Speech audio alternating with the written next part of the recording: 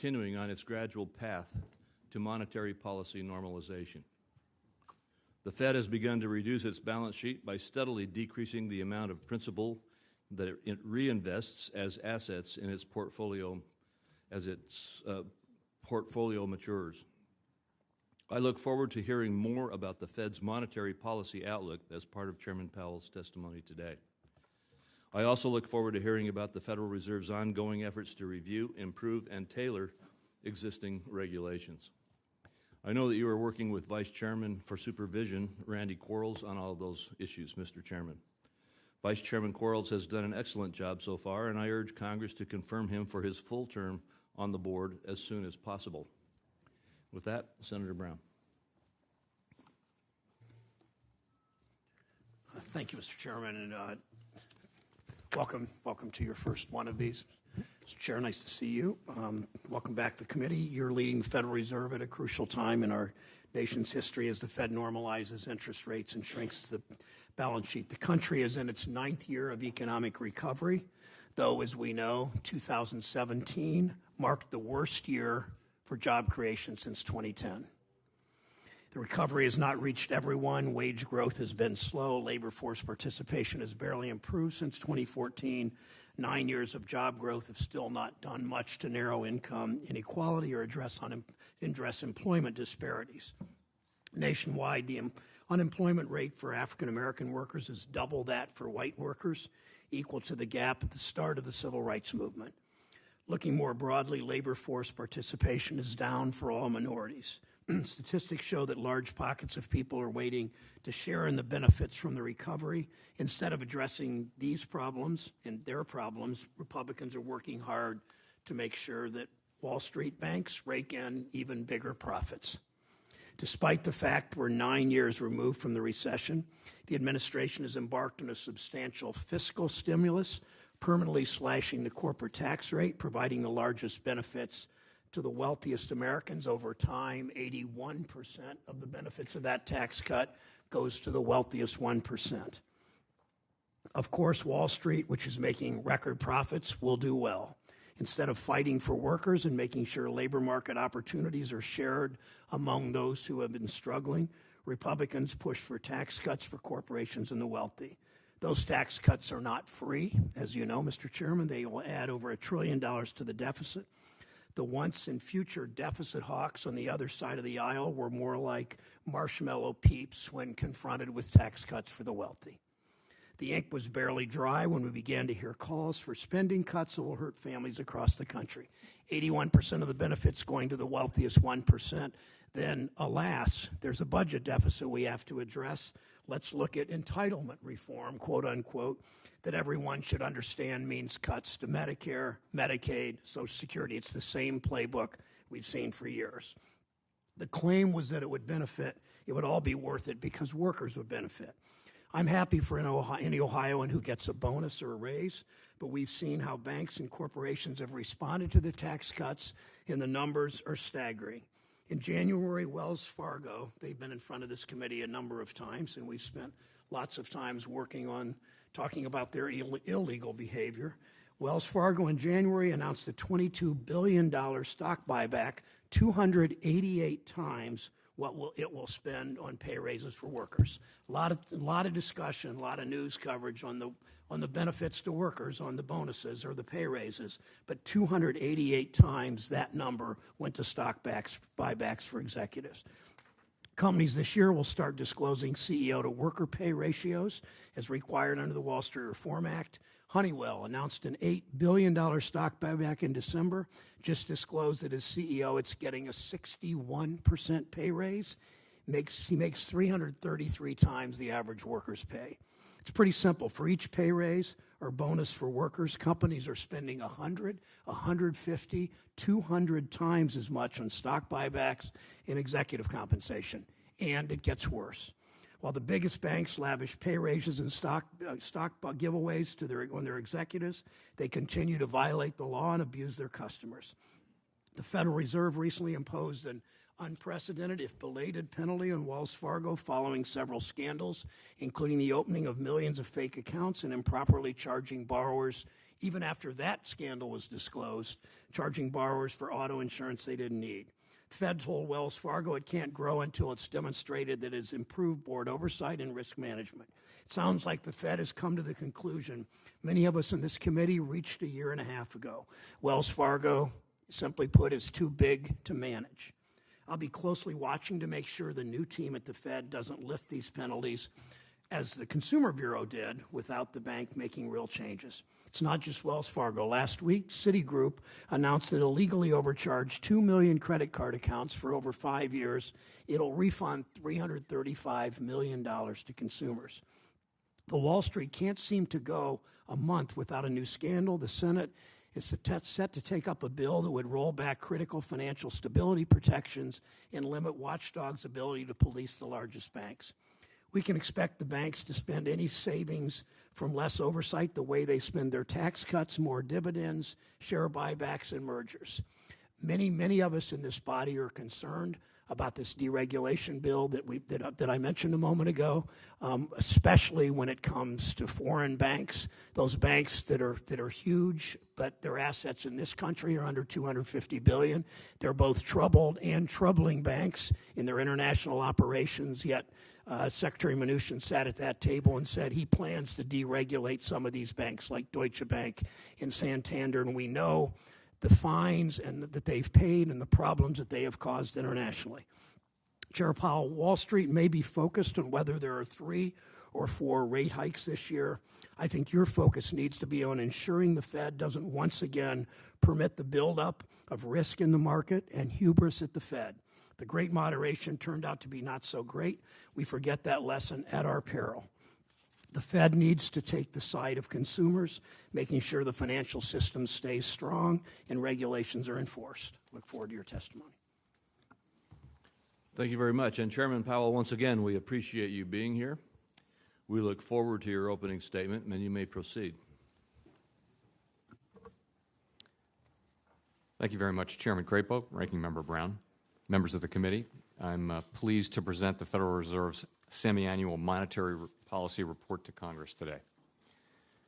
On the occasion of my first appearance before this committee as Chairman of the Federal Reserve, I want to express my appreciation for my predecessor, Janet Yellen, and her important contributions. During her term as chair, the economy continued to strengthen, and Federal Reserve policymakers began to normalize both the level of interest rates and the size of the balance sheet. Together, Chair Yellen and I have worked to ensure a smooth leadership transition and provide for continuity in monetary policy. I also want to express my appreciation for my colleagues on the Federal Open Market Committee, and finally, I want to affirm my continued support for the objectives assigned to us by Congress, maximum employment and price stability, and for transparency about the Federal Reserve's policies and programs. Transparency is the foundation of our accountability, and I'm committed to clearly explaining what we're doing and why we're doing it. Today, I will briefly discuss the current economic situation and outlook before turning to monetary policy. The U.S. economy grew at a solid pace over the second half of 2017 and into this year. Monthly job gains averaged 179,000 from July through December, and payrolls rose an additional 200,000 in January.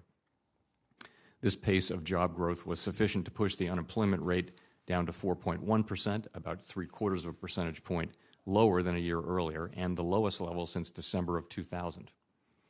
In addition, the labor force participation rate remained roughly unchanged on net, as it has for the past several years.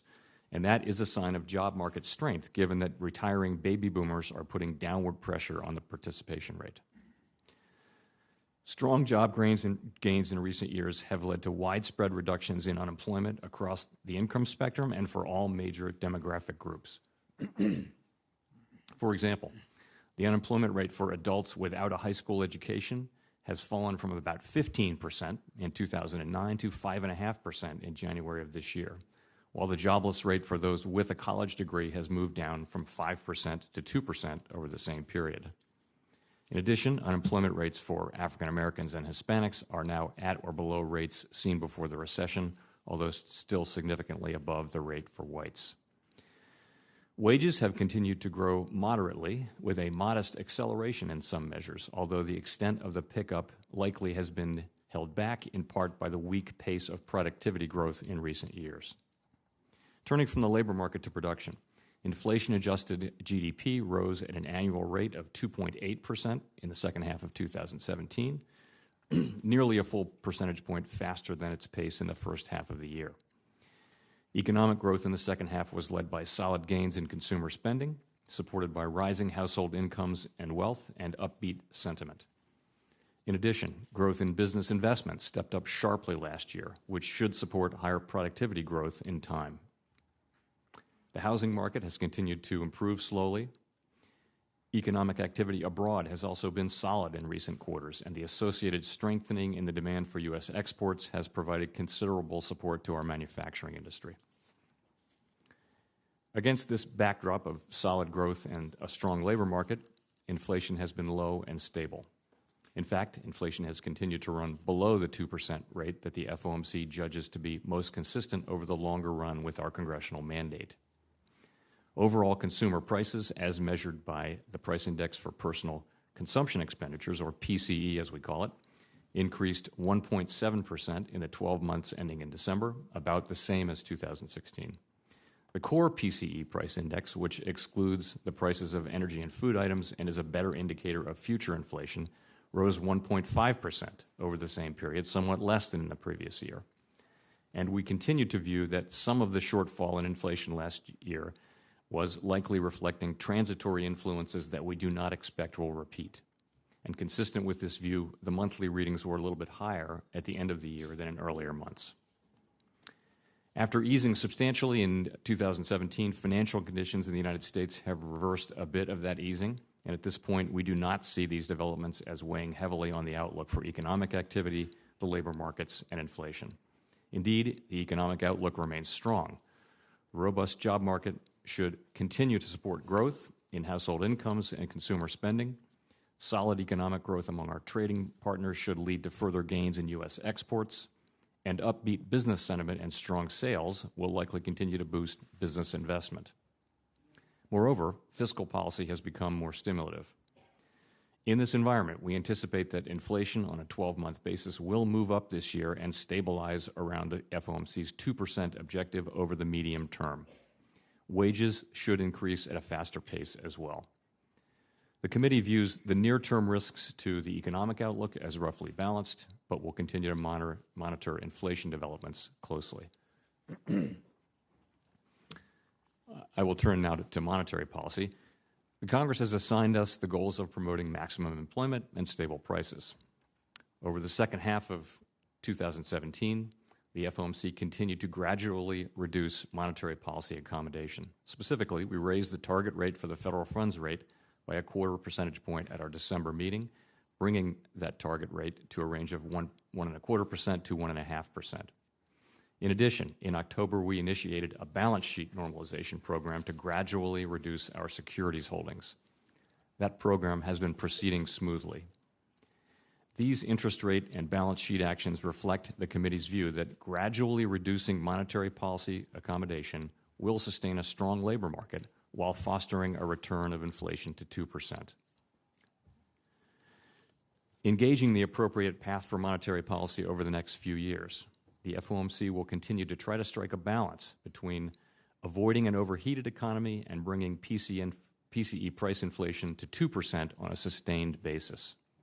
While many factors shape the economic outlook, some of the headwinds the U.S. economy faced in previous years have turned into tailwinds. In particular, fiscal policy has become more stimulative, and foreign demand for U.S. exports is on a firmer trajectory.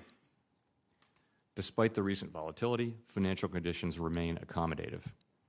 At the same time, inflation remains below our 2% longer-run objective. In the FOMC's view, further gradual increases in the federal funds rate will best promote attainment of both of our objectives. As always, the path of monetary policy will depend on the economic outlook as informed by incoming data.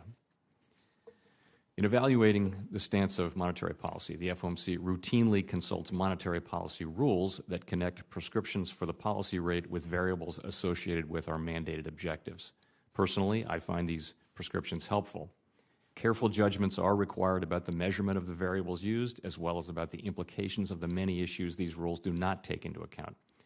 And I would note that this monetary policy report provides further discussion of monetary policy rules and their role in our policy process, extending the analysis we introduced in July. Thank you again. I look forward to our discussion. Thank you, Mr. Chairman.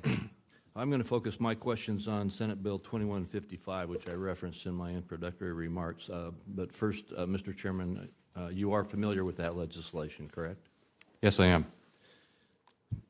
In past hearings, former Chair Yellen, former Federal Reserve Governor Tarullo, and former Comptroller of the Currency, among others, have all expressed support for changing the $50 billion threshold for enhanced prudential standards. Building on that feedback, Senate Bill 2155 raises the threshold from $50 billion to $250 billion and requires the Fed to tailor regulations to a bank's business model and risk profile. I'd like to ask you some questions about this bill if it does become law.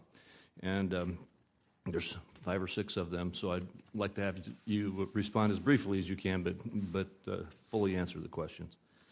Is it accurate that the Federal Reserve would still be required to conduct a supervisory stress test for any bank with total assets between $100 billion and $250 billion to ensure that it has enough capital to weather economic downturns? Yes, it is. And is it accurate that the Federal Reserve would still have sufficient authority to apply any prudential standard to a bank with between $100 billion and $250 billion in total assets if the Fed determined that was appropriate? Yes, that is true. Is it accurate that this provision does not weaken oversight of the largest globally systemic banks? That is correct. Is it accurate that the Federal Reserve applies enhanced standards to international banks based on their global total consolidated assets, meaning this provision would not exempt banks such as Deutsche Bank and Santander from Section 165 of Dodd-Frank? That is correct. Is it accurate that this provision does not in any way restrict the Fed's supervisory, regulatory, and enforcement authorities to ensure the safety and soundness of financial institutions? Yes, yes. And finally, is it accurate that nothing in this provision would restrict the Fed's ability to ensure that large financial institutions are well capitalized? Yes. Thank you. And to go on a little bit, as you know, the Dodd-Frank Act included a provision known as the Volcker Rule, which placed restrictions on banks that trade for their own profit, otherwise known as proprietary trading,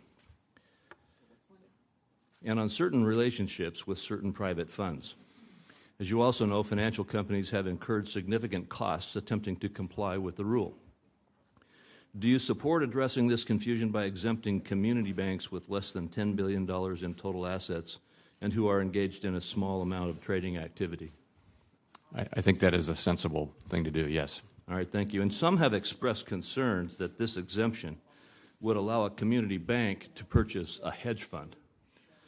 Is it accurate that the Federal Reserve could use its existing authority to address any safety and soundness concerns arising from such an action? We would still apply all of our safety and soundness supervisory activities to that bank, and we would be looking for things like that and find them. All right, thank you.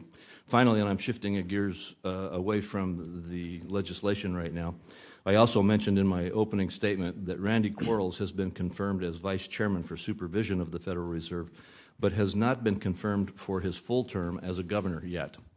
I believe it's very critical that we do that confirmation and confirm Governor Quarles for his full term. Do you agree? And if you do, why is it critical for the Senate to confirm Vice Chairman Quarles as soon as possible? Well, thank you for raising this, Senator, Mr. Chairman. I absolutely agree. It's very important that Vice Chair Quarles get his full term. So at this point, he's working on an expired underlying governor term, but he has a 4-year chair term, and I think to have him fully installed is very important that he have this underlying governor term. All right, thank you. I appreciate your emphasis on that, and hopefully that will help to encourage the Senate, the full Senate, to move more expeditiously on that nomination. Senator Brown. Thank you. I appreciate my friend and colleague, Chairman Crapo's skillful, narrow and leading questions about his legislation. I think it's important to point out that the question particularly about foreign banks, the Deutsche Bank and Santander, and those banks that have been both troubled and troubling will be mostly deregulated under this bill because they're under 250. That's not really my question. I want to get to questions. But I also want to point out, in spite of this chair of the Federal Reserve, general satisfaction with this bill, that there have been serious questions raised against it, raised about it by former Fed Chair Volcker, by former Fed Governor and Deputy Treasurer Secretary Sarah Bloom Raskin, by Bush appointee, former FDIC Chair Sheila Bair, by former Consular of the Treasury Secretary Antonio Weiss, and by the former Deputy Governor of the Bank of England, Paul Tucker. I think it's important to note that it's not all candy and roses here.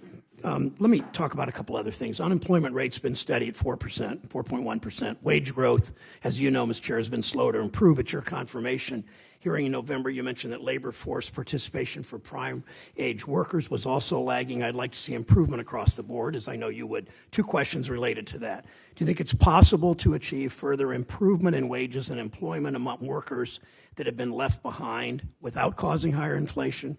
And will you commit to looking at all the data and considering the workers who have struggled the most so as to avoid raising rates preemptively and cutting off the chances for broader economic gains?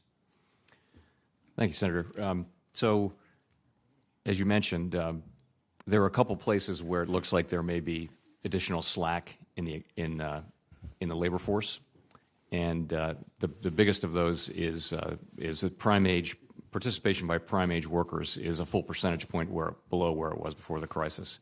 We don't see any strong evidence yet of a decisive move up in wages. We see wages by a couple of measures trending up a little bit, but most of them continuing to grow at about 2.5%. So nothing in that suggests to me that wage inflation is at a point of acceleration, and so I would expect that some continued strengthening in the labor market can take place without causing inflation.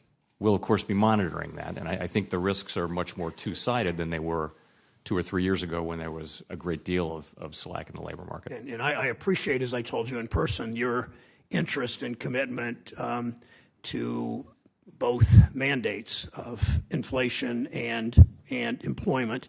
One Fed nominee that's still in abeyance may not or may have the votes, may not have the votes on the floor, doesn't take that position. Your position there is crucial, as Chair Yellen understood, as Chairman Bernanke understood. Second question, Morgan Stanley and other Wall Street analysts have said that only 13% of the reduced taxes under the tax bill being paid by companies will go to workers' pay, 18% will go to mergers. If that ratio holds up for banks, 18% will go to mergers, 13% for worker pay. If that ratio holds up for banks, whether it's the tax bill or the chairman's bill he talked about, shouldn't we expect even more bank consolidation? First, I'd say we don't really know yet how that will shake out. But taking your hypothetical, would it add to more consolidation among the banks? Bank consolidation has been going on for 30-plus years. It's got a lot to do with smaller banks and economic activity moving out of the rural areas into the city and interstate banking and things like that. I'm not sure this would tend to change the trend. Yeah, I appreciate what you just said, because I've certainly heard the deregulators in this body, those that suffer this collective amnesia about what happened a decade ago, always blaming bank consolidation on Dodd-Frank, when, as you point out, it's been going on for years. Mr. Chairman, here's an American Banker article from November that discusses your bill. The title is "SIFI Hike Could Kickstart Bank M&A," and I asked to enter that in the record. Without objection. Thank you. Last question. Most of the Wall Street, the big Wall Street bank offenders most of the Wall Street banks have been repeat offenders since the crisis. The Fed and other regulators have fined them. You were part of this. $243 billion in combined penalties, money laundering, market manipulation, deceiving customers, you name it. The chairman's bank deregulation bill would mandate that the Fed further tailor rules for the largest banks. Meanwhile, Vice Chair Quarles is talking about the Fed's plans to make living wills less frequent, to reduce leverage rules, to weaken the Volcker rule. why should big banks that have consistently failed to follow the rules benefit from statutory or regulatory rollbacks? I would just say that our focus is very much on the smaller and medium-sized banks. We want the post-crisis regulatory initiatives like higher capital, higher liquidity, stress testing, resolution. We want those to apply in their strongest form to the largest institutions. We want to make sure we're doing that efficiently, and there are some changes we can make in that regard. But most of what we're doing really applies to banks as you move down. But I sat with Senator Crapo and a number of others that are in this room on the Finance Committee, and I heard Republican after Republican say the tax cut was all about the middle class, yet 81% of the benefits went to the wealthiest 1%. I heard you, and I hear the push for this S2155 being all about the community banks, but we know much of it's driven by what happens for the larger banks, the weaker stress tests, the periodic stress tests, what we're doing instead of annual, what we're doing for the foreign banks. So I hear your talk about your interest primarily is the smaller banks, but I guess the question still stands: why should anything in this bill? Why should we do anything for the largest banks, as this bill does? Why should we do anything for banks that have consistently failed to follow the rules? Why should they benefit from statutory or regulatory rules rollback? You know, as I see the parts of the bill that I'm familiar with, they really apply to banks 250 and under. And I think of when you say largest banks, I think you're talking about either the 8 SIFIs, by the way, one of which is below $250 billion in assets. So we're very capable of reaching below 250 to apply enhanced prudential standards when it's appropriate. But it's really those institutions that I would call the large and complex institutions, and the focus there again is on sustaining the 4 pillars that I mentioned of post-crisis regulation, and maybe looking at making them more efficient. They don't need to be more. They shouldn't be more burdensome than they need to be. But we're looking to strengthen and hold on to those. Well, I hope in your conversations with the Chair of Supervision, Mr. Quarles, that you will insist that this is about the banks under 250, and insist on that it's not about the banks over 250, as some on this podium have suggested. Thank you. Thank you, Senator Shelby. And I do remind our colleagues that we need to stick to the 5-minute rule. That's prospective, isn't it, Mr. Chairman? Chairman Powell, you referred to price stability just a few minutes ago as one of the mandates for the Fed in your job. Let's talk a little about price stability and unemployment being real low. Prices, you mentioned earlier that inflation is, I assume, under control, whatever that is. You know, you got your eyes and you got your hands on it, so to speak. And but a lot of people believe that you will continue to raise interest rates at incremental levels in the future. Is that because of your concern about the specter of inflation? That being full employment, so to speak, you know, mostly pressure on wages, or where's it coming from, in other words, or is it all of it? Senator, so where we are now is we've got unemployment, as you know, at 4.1%, which is sort of at or near or even below most estimates of the natural rate of unemployment. Absolutely. But we have inflation that's still a little bit below. So by continuing to gradually raise interest rates over time, we're trying to balance those two things and achieve inflation moving up to target, but also make sure that the economy doesn't overheat. Now, there's not a lot of evidence there's no evidence that the economy is currently overheating, but that's really the path that we've been on, and my expectation is that will continue to be the appropriate path as long as the economy performs this way. Well, I think that's a substantive path, too. I agree with you. Do you believe that there's going to be a push for higher wages? You know, you see a little of it now. The economy's good. People seem to be doing well. The tax cuts come in, which is probably going to help. We see that it's going to help at least confidence and everything in the economy. What do you see there? It's interesting. Unemployment has declined from 10% at the worst part of the crisis, and actually well after the crisis, down to 4.1% now. And wages have only really gradually started to track up The increases are now up at about 2.5% if you blend the various measures we look at. We look at a bunch of them. And I'll be honest, I would have thought that you'd see more wage increases by this point, and I do expect that we will see more wage increases. We've got an economy with strong momentum. We've got strong job creation as a result of it. We've got low unemployment, and I do think you will begin to see wages coming up. But we've been feeling that way, and that's kind of what we're waiting to see. Hope we see it soon. Expect to see it. How important to the economy and to the monetary policy is price stability? Price stability is it's one of our two mandates. It's the very heart of what we do. Absolutely at the very heart of what we do. Okay. I'd like to switch over to your other job, and that is dealing with regulatory issues. Cost-benefit analysis unit. It's my understanding that the Fed has announced recently its intention to create what they call a policy effectiveness and assessment unit to conduct cost-benefit analysis on regulations.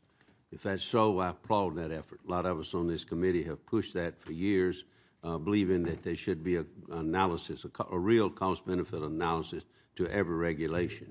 What's the status of this group's development, Mr. Chairman, and what do you hope that will come out of this? As you know, Senator, we always try to implement regs in the regulations in the way that's least burdensome and also faithful to the intent of Congress. In this particular case, we're trying to raise our game here by having a specific group of quantitatively oriented people who are focusing just on that. We have lately published cost-benefit analysis on specific regulations like the SIFI surcharge, long-term debt, and things like that. So, we're trying to raise our game here. By the way, whenever we go out for comment on a reg, we also ask for the public's views on costs and benefits. So it's really important to us, and as I said, as you pointed out, we're trying to raise our game. A lot of it, though, is letting the public know what all of this is about and what the cost will be, and to them as well as to the economy, is it not? It is, and that is our obligation, is to be transparent about those things. Thank you. Thank you, Mr. Chairman. Thank you. Senator Tester. Yeah, thank you, Mr. Chairman and Ranking Member Brown. I appreciate you having this hearing, and welcome, Governor Powell.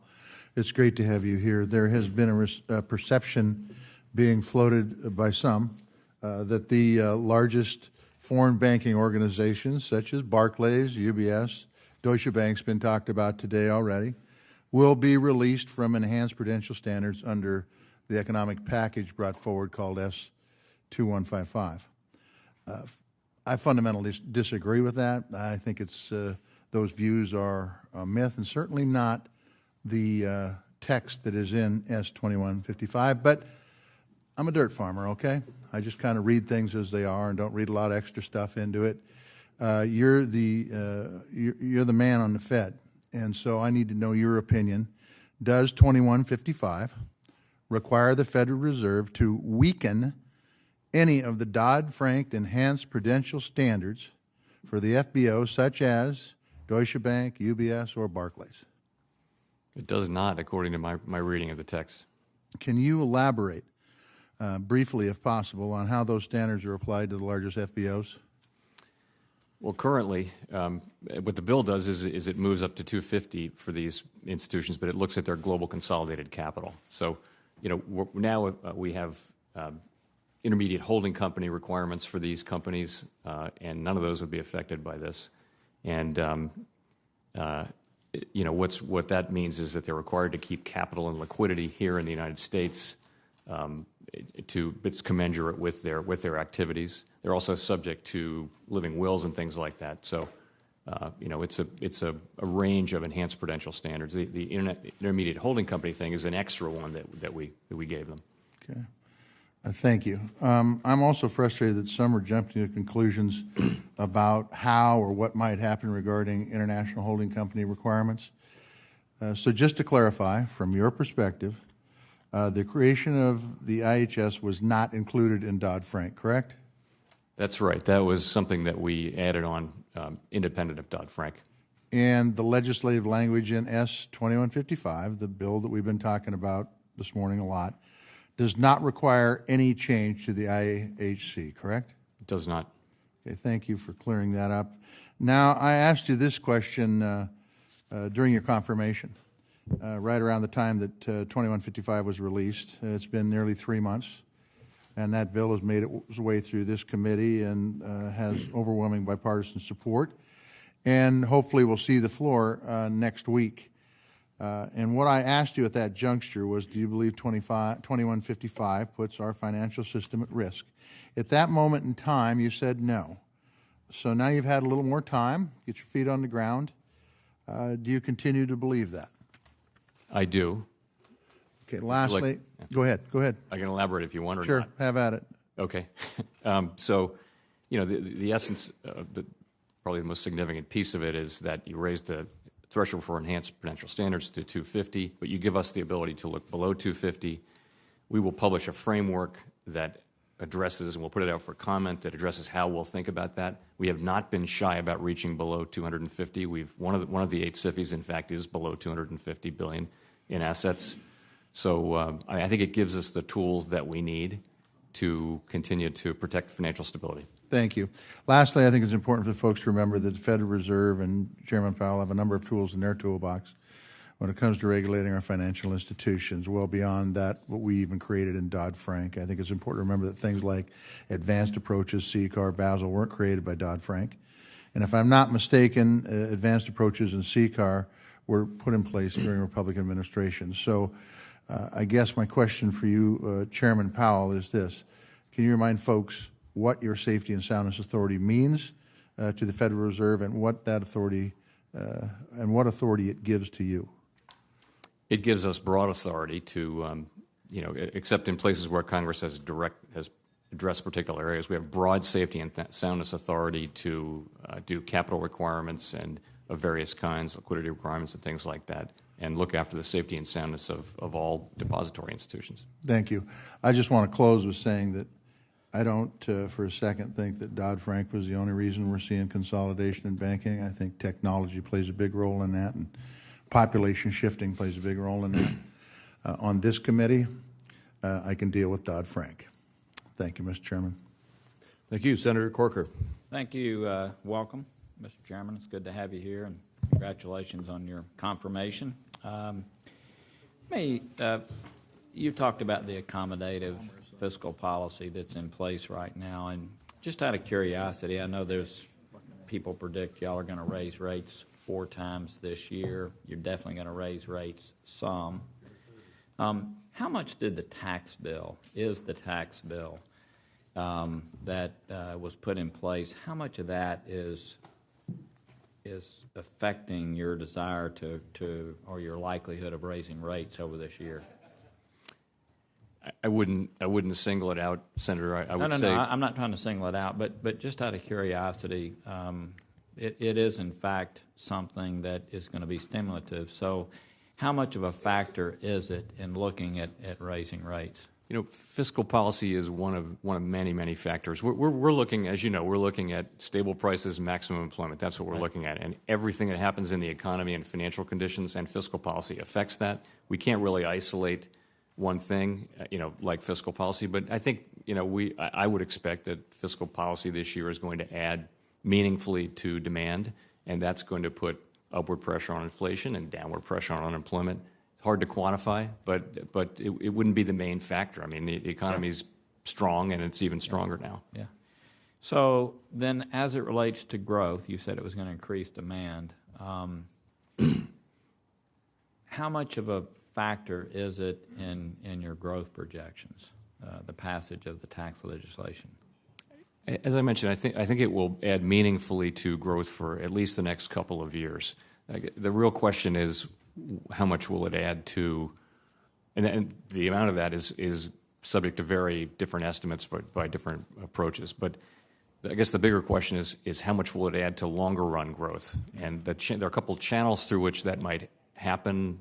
Higher investment should lead to higher productivity, which would raise potential growth. Lower tax rates on individuals should increase labor supply. These are highly uncertain, but we hope the effects are meaningful there as well. Mm-hmm. We've been through a decade now, I guess, since the crisis, and many of us were here during that time. It was a pretty heady time trying to resolve those issues, and yet we went through periods of time when we were worried about deflation. Obviously, we had really accommodative monetary policy during that time, and here we are again at 4.1% employment, down from 10, as you mentioned. The economy's strong, and yet still, let's face it, I mean, 2% inflation. I know y'all are combating anything getting out of control. Elaborate on the factors that in this day and age, in this economy, in this world situation, what is it that is keeping inflation at such a low rate? It's a global phenomenon, and we don't perfectly understand it, but I would say since the crisis, a big factor that's been weighing down on inflation has been just the weakness in the economy. You've had a lot of slack, and the economy has not been tight, and so that it makes sense that would press downward on inflation. We also had, the strong dollar and lower oil prices in 14 and 15. That pushed down. So more lately, we would have expected inflation to come up by a few more tenths than it has, and we see identifiable idiosyncratic factors. There are other stories, though. There's the Amazon effect story. There's global slack. The idea that slack around the world is affecting the tightness of the U.S. labor market. Really hard to tie those down from an empirical standpoint, but that may be having some sort of an effect on inflation as well. It is a global phenomenon, though, so it's not just tied to domestic factors. So I know that my friends on the other side tend to focus a lot on the tax bill, and there's hope that growth is going to overcome any kind of deficits there. It may or may not occur, but we are, in fact, getting ready to spend $2 trillion more that we don't have by passing the bill we just passed. We've got an omnibus coming up over the next 10 years. It's a minimum of $2 trillion in additional spending, almost twice what the president requested, and we have $21 trillion in debt today. How much does the deficit picture for our country come into play relative to the Federal Reserve, and how concerning is it to you that we continue just to party like there's no time ending here in Congress? We're not on a sustainable fiscal path. We need to get on one. This is a good time to be doing that when the economy is strong, but that's a longer run problem. It isn't really it's not a problem for today's monetary policy or economy. It becomes a problem gradually over time as we spend more and more of our expenditures on interest rate, on debt service, and we have less and less to do the things that we really need to do, and as we pass along bills to future generations. But the unsustainability of our fiscal path isn't something that has too much of an effect in the near term on our policies. Thank you, Mr. Chairman. Thank you. Senator Menendez. Thank you, Mr. Chairman. Welcome, Chairman Powell. Good to see you. I want to follow up on some questions that my colleague, Senator Brown Shelby, asked you about. Inflation is continuing to run below the Fed's 2% target, which has prompted a majority of the regional Federal Reserve Bank presidents to urge a study of the current inflation framework. And while we have seen significant economic gains since the worst days of the recession, most hardworking families are still waiting to see their paychecks rise. Real median wages increased by only 14% from 1979 to 2017, and any recent acceleration in wages is accruing to high-paid executives and managers, with production and non-supervisory workers simply not seeing those gains. The Fed's projecting a minimum of 3 interest rate increases in 2018, and after your testimony on Tuesday, the markets are now anticipating as many as 4 hikes. Do you agree that the achievement of full employment should be associated with strong and broad-based wage growth for average workers, not just increases for executives and managerial pay? I do, Senator. And if so, doesn't that argue for consideration of a monetary policy path that would allow wages to continue to grow prior to the Fed's pumping the brakes?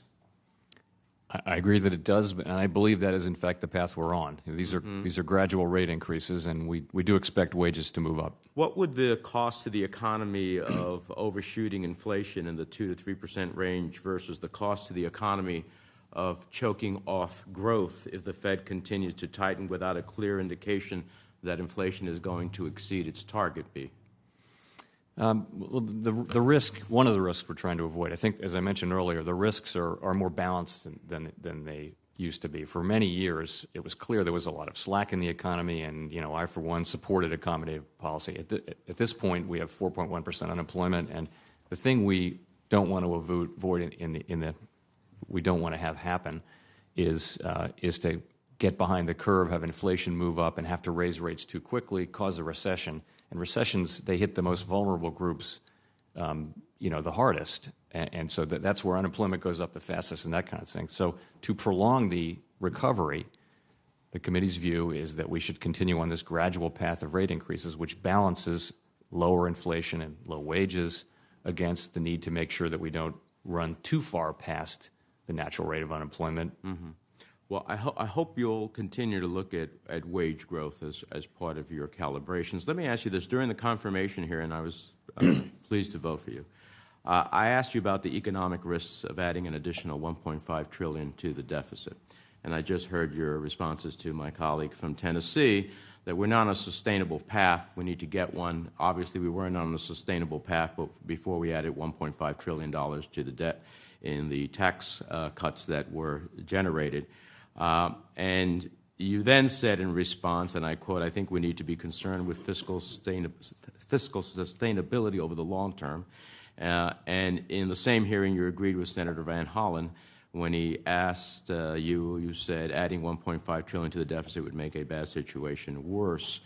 Now, your predecessor previously testified before this committee when she said, quote, I'm personally concerned about the U.S. debt situation. Taking what is already a significant problem and making it worse is a concern to me. Do you agree with former Chairman Yellen that there's reason to be concerned about mounting deficits and growing national debt? I do, and I'll follow what my predecessors have done and not get too much into the details of fiscal policy, but I will say a couple of things. One is, as I mentioned, we need to get on a sustainable fiscal path in the longer run. We know that we're not in the longer run. The second thing is when we do fiscal policy, when you do fiscal policy, I think it's important to keep in mind measures that would increase the productive capacity of the United States, of the economy, things that would increase productivity, that foster investment in people, in education and training, in R&D, and in plant and equipment as well. Those kinds of policies can help the whole economy grow faster on a sustainable basis. I agree with you. It's just that stock buybacks don't quite do that. Let me ask you a last question. In January, the New York Federal Reserve Bank president said that tax legislation is likely to generate frictional costs that will mitigate its effects on growth, namely disparate impacts regionally. In particular, President Dudley was pointing out the gutting of the state and local income and property tax deduction, which would raise the cost of ownership and adversely affect prices and construction activity in states like New Jersey. Do you agree with President Dudley's analysis that states like New Jersey will see regional economic disparities as a result of the tax bill? Senator, I hope you'll allow me to say that I'd rather not get into the particular details of any particular fiscal bill as chairman, and I think I'm happy to talk about things at a high level, but getting into commenting on particular sections in a fiscal bill, which is not our responsibility for me, is probably not a good idea. Your president of the New York Reserve made that observation, so I would hope that we would look at the consequences to regional growth as part of your overall growth path. The region that I'm from generates nearly 20 to 25% of GDP for the entire nation. If we're going to have policies that ultimately affect the ability to be that engine for part of economic growth of the country, we should be considering that as well. Thank you, Mr. Chairman. Senator Cotton. Thank you, Mr. Chairman, and Mr. Powell, welcome as your first appearance as chairman. First of many. I'm sure you have them all circled in your calendar. Look forward to the eagerness as a child does to Christmas, right? Indeed. I want to talk about the labor market, in particular wage growth for America's workers. An article in the Harvard Business Review last October discussed wage trends since the 1970s and found that wage gains have mostly accrued to top earners, while wages have declined or been stagnant for the bottom half of the income distribution. The bottom half of the income distribution is comprised of many Americans who don't have a four-year degree, many who don't even have a high school diploma.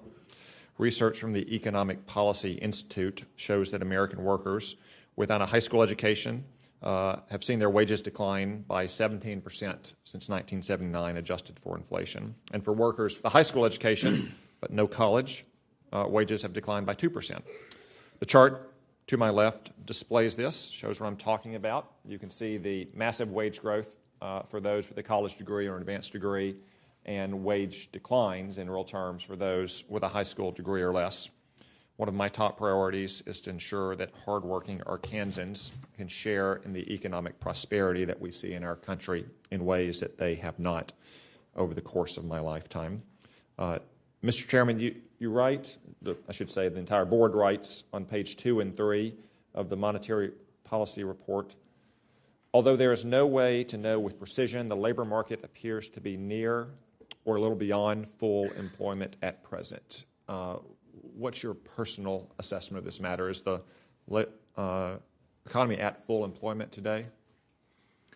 You know, as we say in our statement of longer run goals and policy strategy, we look at a number of, there's no place you can directly observe it, so we look at a range of indicators. And I would say most of those indicators say that we're either at or beyond full employment. There are a couple that suggest maybe we're not. I would point to wages, and I'd point to labor force participation by prime age males. This is a long answer. It's hard to give a really clear answer, but we don't actually know precisely where full employment is. Put it all in the blender, it seems to me we're very close to full employment. Yeah. But pick up on your I would add that isn't the case in every region, or To pick up on your point about labor force participation, while our unemployment rate is a bit of good news at 4.1% and jobless claims seem to be continuing to trend downward, it is somewhat surprising, given those economic conditions, that over the last year, labor force participation continued to decline from 62.9% in January of 2017 to 62.7% in January of 2018. Even if you account for demographic change, for the aging of the baby boom generation, many estimates say that 2 million workers are still missing from our economy. I also would note that job growth continues to exceed population growth, which suggests that there's still slack in the labor market. And a lot of this slack appears to be, in part, on the lower end of the economic scale of those workers who have a high school degree or less than that. Would you agree with that assessment? Generally, yes. We are, labor force participation has been essentially flat since the back half of 2013, so a little more than 4 years, and the downward trend might be 25 basis points a year. So I look at us as having made up probably the slack that emerged, fully made up the slack that emerged as part of the crisis. And the wage growth we've seen over the last year, while good, I would suggest it's still not good enough, especially as long as we have those missing workers. So I'd hate to see, putting aside all the other reasons why you might see rate increases in the coming months ahead, rate increases because of continued increases in wages, especially for working class Americans. And the labor market, like any other market, is a market that's driven by supply and demand, correct? Yes. So if the supply of labor exceeds the demand of labor, then you'd see downward pressure on wages. That's one reason why I and some senators, like Senator Perdue, have been so focused on our immigration system. If you could magically convert 1 million high school graduates in this country to 1 million Stanford graduates that could go to work in our high-tech industry, then presumably that would be good for the wages of working-class Americans. Well, that's essentially what we do every single year, is that in reverse, is we bring in 1 million unskilled and low-skilled workers that are competing against the very people who have not shared in prosperity, and for that matter, competing against the previous generation of immigrants. I don't think that's good for American citizens. I don't think that's good for our economy. And we'll continue to work hard to make sure that those workers can share in the prosperity that all Americans in the upper income brackets and college educated and more have shared in the past. Thank you. Senator Schatz. Thank you. Chairman, thank you for being here. Thank you for being willing to serve. I want to talk about student loan debt. There is currently $1.4 trillion in outstanding student loan debt, the highest category of consumer debt behind mortgages. It's also the most delinquent, with 11% of borrowers seriously delinquent or in default. The Fed estimates that this number is likely closer to 22% once you take into account the number of borrowers who are in forbearance. In contrast, at the height of the financial crisis, mortgage delinquency was just under 5%, and currently that rate is around 1%. According to the Federal Reserve's data, high levels of student debt have contributed to lower rates of homeownership and new business starts. And so, in your view, does the high level of student debt create a drag on the economy? On student loan debt, I think it's important that people be able to borrow to make what may be the most important investment of their lives, which is in their education. So overall, I think borrowing to invest in yourself is something we should foster, subject to a couple of important caveats. First, it's very important that people understand the nature of the borrowing and the risk that they're taking and the possible payoffs and that sort of thing, so that they make informed decisions. The second thing is, I think alone among all kinds of debt, we don't allow student loan debt to be discharged in bankruptcy. Right. I'd be at a loss to explain why that should be the case. So it's something, and this is fiscal policy, this is something for you, not something for the Fed, but we do see, and Fed research shows and other research shows, you do start to see longer-term negative effects on people who can't pay off their student loans, and it hurts their credit rating, it impacts the entire path of their economic life. So that's the public policy argument for us to do something about student loan debt and the way we structure higher education financing. My question for you is, do you see this as a macroeconomic risk? It will over time. It's not something you can pick up in the data right now, but as this goes on and as student loan continues to grow and becomes larger and larger, then it absolutely could hold back growth. Okay, thank you. And I want to thank you for your willingness to have an open mind on the question of the economic impacts of climate change. I appreciated your answers in the questions for the record, and so I'm glad you're willing to talk about it. Your position is that the Fed is only concerned with, and I'll quote, short and medium-term developments that may change materially over quarters and a relatively small number of years rather than the decades associated with the pace of climate change. Now, there are experts within the government that would strongly disagree that the problem of climate change is measured in decades. They would say we are seeing the economic impacts now. NOAA reported 16 separate billion-dollar climate events in 2017. Combined, these events cost the United States economy $300 billion, 1.5% of GDP. 2017 was a record-breaking year, but according to NOAA's science, it will get worse. The number and cost of these events has more than doubled over the last decade, and it has increased eightfold in the last 30 years. So I understand that your aperture is short and medium term. That is sort of a premise of how you operate. What I'm not accepting as a premise of how you operate is the assumption that climate change belongs in the long-term category, because I think you are analysts. You believe in data.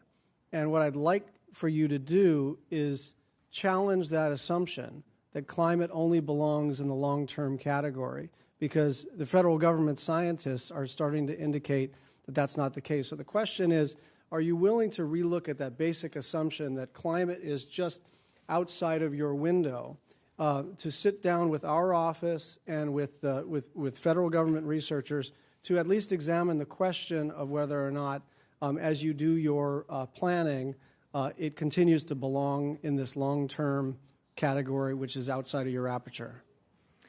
Senator, as we discussed in your office, I guess, last fall,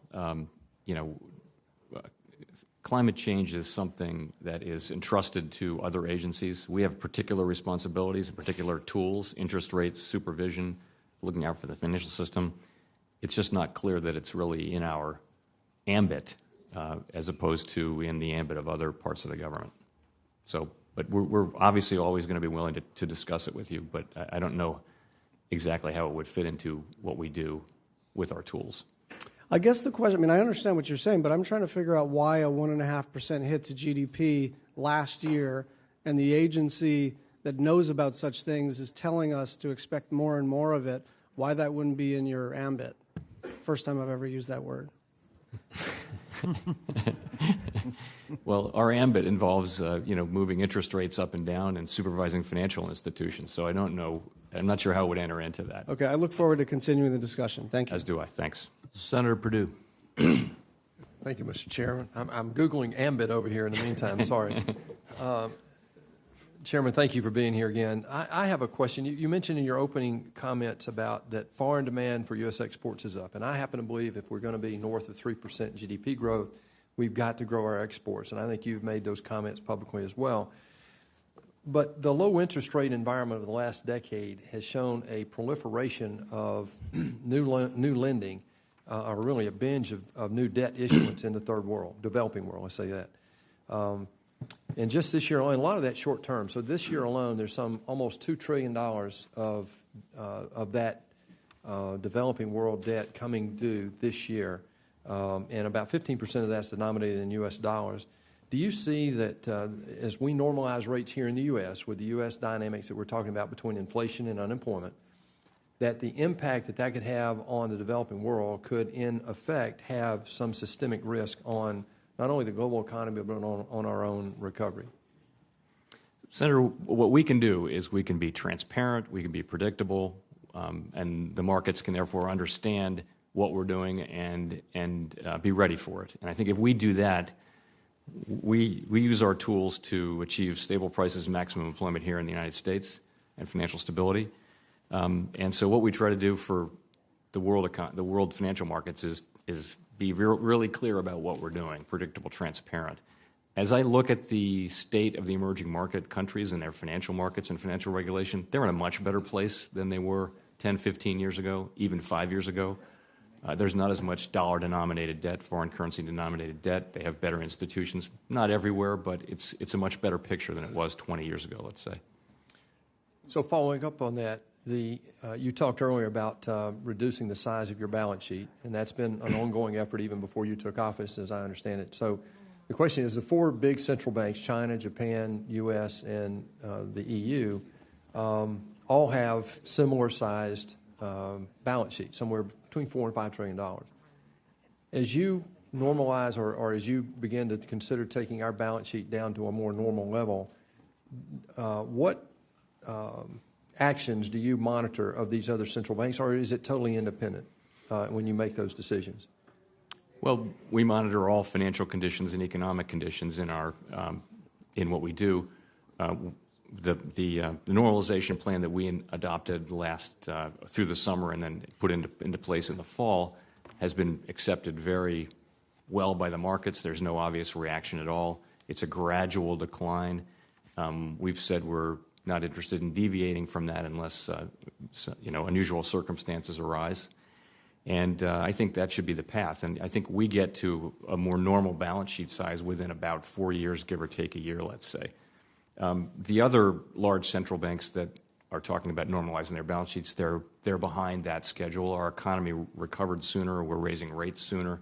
So, there's going to be it's not going to be a synchronized thing. It's going to be something that's happening more seriatim. So, but we'll be watching that very carefully. We're very mindful of the issue that you raise. Good. Thank you. One last question is a technical question, but it has to do with the leverage capital ratio. It requires banks to hold capital against all assets regardless of the risk of those individual assets. In operation, it's created kind of a risk-blind rule, and I understand the overall rationale behind creating this risk-blind rule. But the question I have is ultimately, I have a hard time understanding why assets like Treasury securities and funds on deposit at the Federal Reserve are also in that calculation. Can you defend that and answer the question if you're reviewing that practice? Sure. So my view is that the binding capital requirement should be the risk-based capital requirement, and that would take into account treasuries and reserves and how risky they are. The issue is that over time, banks have figured out ways to gain risk-based capital. So we want a hard backstop, and that hard backstop should be high and hard. It should be the leverage ratio. We don't want the leverage ratio to be the binding constraint most of the time because that, frankly, encourages people to take more risk. If you're bound by the leverage ratio, it's really saying you could probably use some riskier assets. So we like leverage, particularly risk-based capital has been vastly improved since the crisis. So that's how we think about it. So how would you view right now in the few seconds we got left, just very quickly, what's your view of the general health of the entire banking industry in the United States, the capital formation arm of our economic effort? in a free enterprise system. What is your assessment of the health of that industry today? I think our banking system is quite healthy. I think we have high capital, high liquidity. We have banks that are much more aware of and capable of managing the risks that they face. They're much more ready to face failure if they do because they have living wills. And I think we're seeing profitability. We're seeing returns on capital. And I think it's a good time in our system. Right. Thank you, sir. Thank you, Mr. Chairman. Senator Cortez Masto. Thank you. Thank you, Ranking Member and Chair for this committee. And welcome, Chairman Powell. It's good to see you again.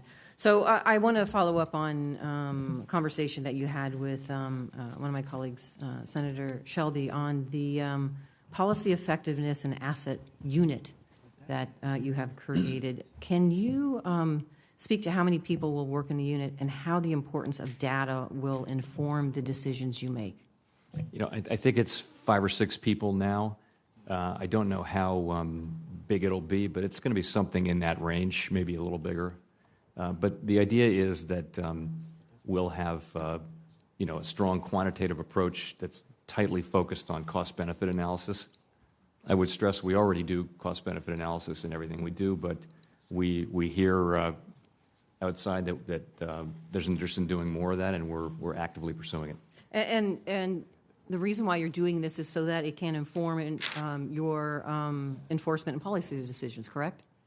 Well, yes, and the calibration of our regulations. We want to be able to implement regulations in the least burdensome way we can, consistent with safety and soundness. And the data is key for your ability to do so, correct? Very much so. Yeah, and so I'm glad to hear you speak about the importance of data collection. I always support that, and it is critical to the work of the Federal Reserve. As I'm sure you're aware, the legislation that we've been talking about that's pending in the Senate, it would exempt 85% of depository institutions from full reporting of loan data under the Home Mortgage Disclosure Act.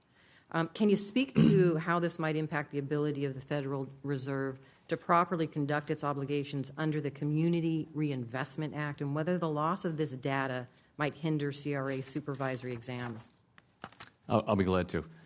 So as I understand it, the CFPB writes the HMDA rules and regulations, and we use that data in what we do, in supervising the banks we supervise, which is a smaller group. In addition to that, sorry, I lost my train of thought.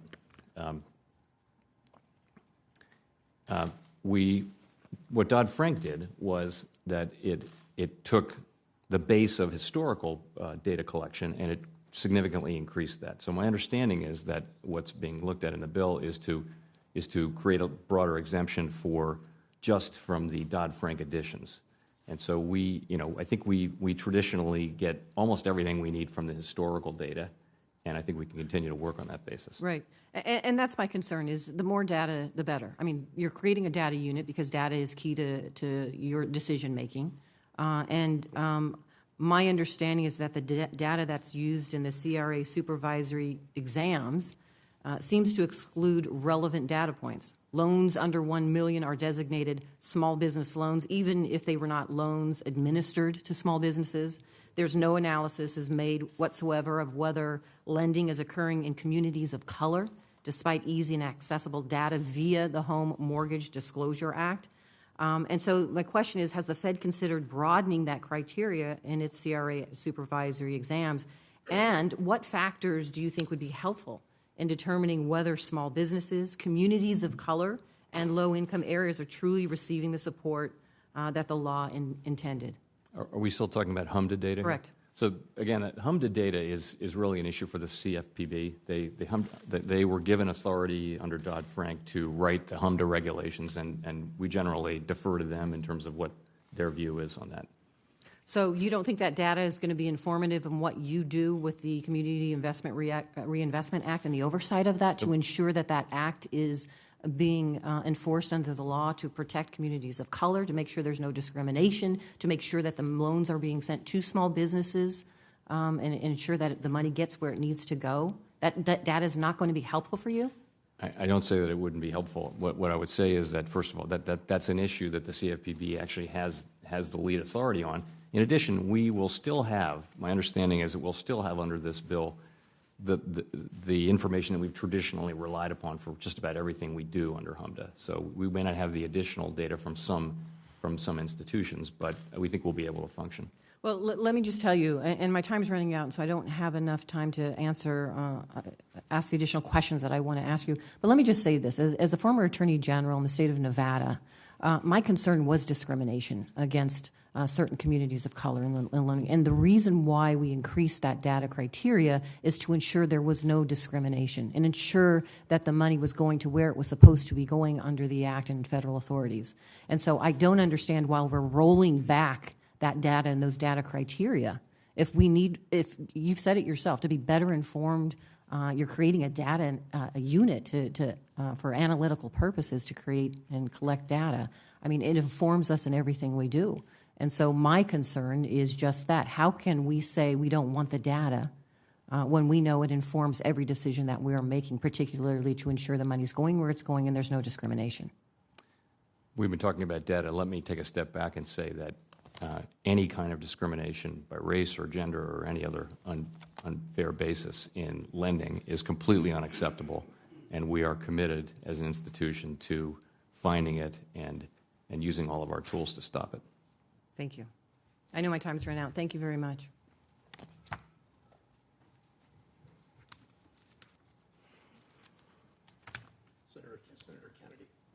Senator Kennedy. Thank you, Mr. Chairman. Good morning, Mr. Chairman. Morning. Do stock buybacks contribute to economic growth? Well, if I can trace that out, when you buy back your stock, the money goes to the shareholder. They lose their stock. They can take that money and they do with it what they will. They can spend it. They can reinvest it. It doesn't disappear. So right. There should be some effect. I've asked this question. It's essentially impossible to really track that on a micro basis, but I would think intuitively it would go back in the economy and either be spent or reinvested. Well, if a company buys back its stock and the value of the stock goes up, then somebody has extra money, right? That's right. There will be a wealth effect as well, as you point out. And they could invest that money? They could. They could spend it, invest it, and you're right, there would be a wealth effect from higher stock prices, too. And the stock going up is better than the stock going down in terms of economic growth. It is, although I'm a little hesitant. I would want to say that it's not our job, as you know, to stop people from losing money or making money in the stock market. Right. Last 60 days, bond market's been going down a little bit. What's that telling you? Well, I think longer-term interest rates have been going up, and there are probably many reasons behind that. And I would just offer a couple. In my thinking, it's the expectation of higher growth. It's probably the expectation of inflation moving up a little bit closer to our target. It's probably also a realization that growth around the world is quite strong. So we've seen a strong recovery in continental Europe and in Asia, and so we're not the only game in town now. There are other. If money goes to other kinds of safe assets, that will tend to mean higher rates here. But these are all generally positive signs. So, could it be a sign of inflation? It could be a sign of slightly higher inflation, and we seek slightly higher inflation. Inflation's been below our target since I joined the Fed almost 6 years ago. You talked about us being at or near full employment. We're not at or near the optimum labor participation rate, though, are we? The truth is we're not far from the longer-run trend. We have models that papers published 8 or 10 years ago, and they pretty much tell you that the labor force participation rate will be right about here. That's not really the answer to your question. Labor force participation by prime age males, for example, has been declining for 60 years. Mm-hmm. And there may be some good reasons for that, but there are a significant number of reasons that are not good reasons for that. So we as a country, reasons for that? So we may be on our longer run trend, but the trend is not a great trend. There are many prime age males and women out of the labor force whose lives would be better if they were in the labor force. And these are not. We don't have the tools to really address that, but it would be. In 08, the labor force participation rate was a tad over 66%. Today, it's a tad over 62%. That's not good for the economy, right? It would be great to have labor force participation at a higher level, as most advanced economy countries do. Our labor force participation rate is now, not even at the median of comparably wealthy countries. And why is that? It really is this trend of prime age workers leaving the labor force. A lot of them, that burden has been borne, as Senator Cotton was pointing out, by people with high school educations and below, the lower, less skilled and lower wage jobs. And it's been going on a long, long time. It's as I said, a 60-year decline. But why, in your opinion? I think it probably has to do with the evolution of technology. It certainly has to do with the flattening out in U.S. educational attainment. U.S. educational attainment went up for many, many years, and then it started flattening out in the 70s. And right about that time, U.S. wages flatten out, and labor force participation starts to get weak. So we kind of reached a point as a country where we couldn't increase educational attainment, and really many things started happening right about then. This stagnation of median incomes, for example. If we could jack the rate up to pre-08 levels, that would be an enormous stimulus to the economy, would it not? It would, and of course there's an underlying trend too of the aging of the population. So older people, even though older people work more than they used to after the crisis, older people still work less than younger people. So as the population ages, that's why labor force participation goes down. Thank you, Mr. Chairman. 25 basis Thank you, points Mr. each year. Chairman. Thank you, sir. Senator Warren. Thank you, Mr. Chairman, and it's good to see you again, Chairman Powell. As you know, a few weeks ago, on Chair Yellen's last day in charge, the Fed issued a consent order against Wells Fargo prohibiting the bank from growing any larger until it made certain improvements. Now, the Fed also effectively forced Wells to remove an additional 4 board members this year. I've pushed the Fed for real accountability on Wells Fargo and its board for repeatedly cheating its customers. And I was glad to see the Fed take action. But I want to understand how the Fed intends to enforce the consent order now that you're in charge. The Fed requires Wells to submit 2 plans for approval by early April. One on improving the effectiveness of the board and one on improving the board's risk management practices. This is not clear from the order. Will the Fed Board of Governors vote on whether to accept these plans? So we have delegated that approval to, I believe, to the head of supervision, but of course staff. That will take place. I assure you that will take place in serious consultation with the board. Consultation, but the board is not going to vote on this? That's not the plan. Well, I don't understand this. The Fed has issued a major, unprecedented consent order against one of the biggest banks in the world, and the Fed board, the people who were actually appointed by the president and confirmed by the Senate, aren't going to vote on whether the order is actually being followed? Well, of course, we did vote unanimously on the measures No, it's whether or not the themselves. order is actually being followed, because that's the big question here.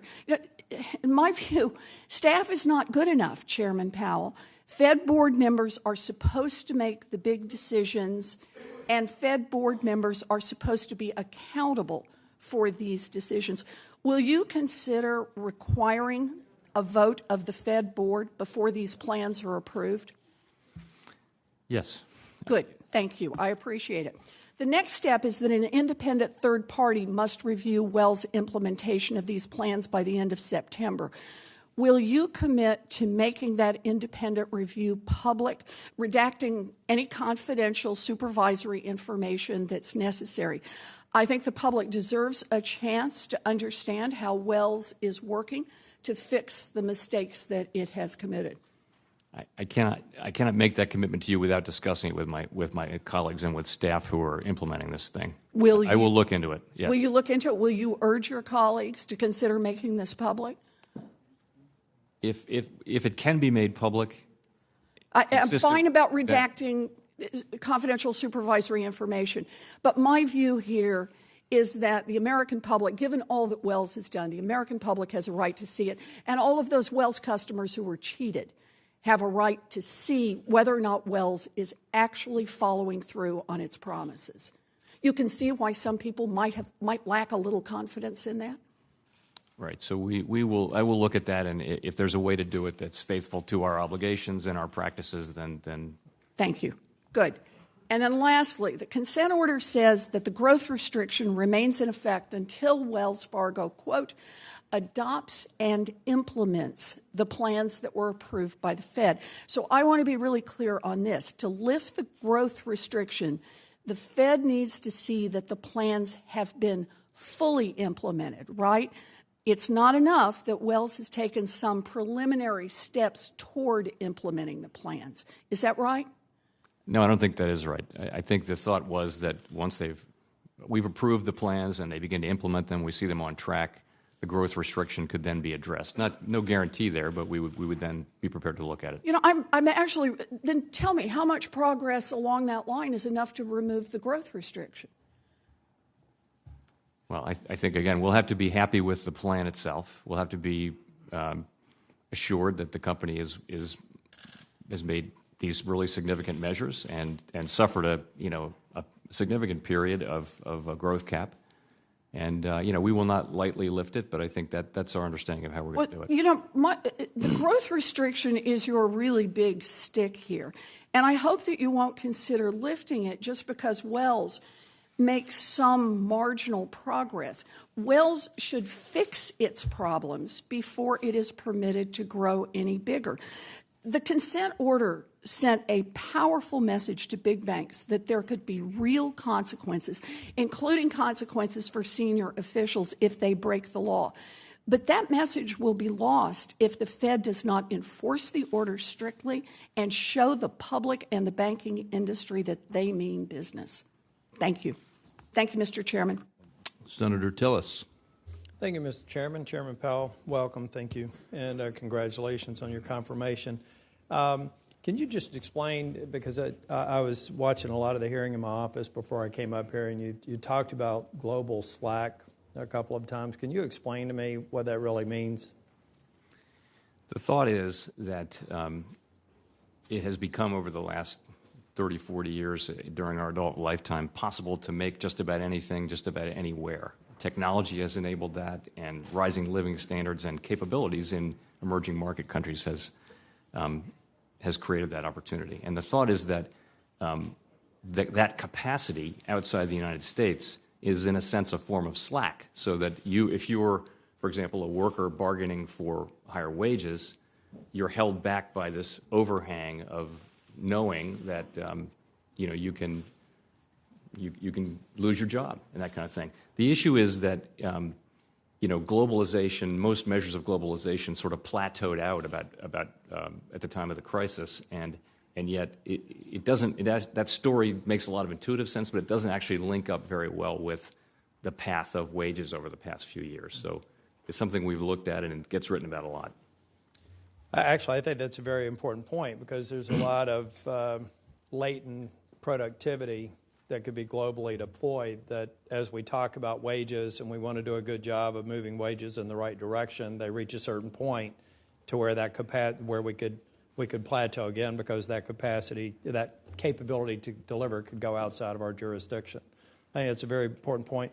On productivity, a couple of years ago, I met with former Chair Greenspan, and he was talking about the one thing that he was most concerned with at this time was the kind of static growth and capital investment. And he was saying, a healthy percentage of GDP is somewhere around 8%, and we were trending down in the 4% range. Do you view that as a key indicator that we have to increase? And what, if any, trends are you seeing that give you some sense that we're getting to a healthy percentage of capital investment as a percentage of GDP? We don't know how to predict productivity growth very well, but we do think it links up over time with things like investment in people, but also investment in plant and equipment, R&D, and that kind of thing. So, unfortunately, what the financial crisis did was it generated very weak demand conditions for a long time, and that created weak investment, and that itself then furthers weak demand. So it's kind of a bad self-reinforcing cycle that we had there for a while.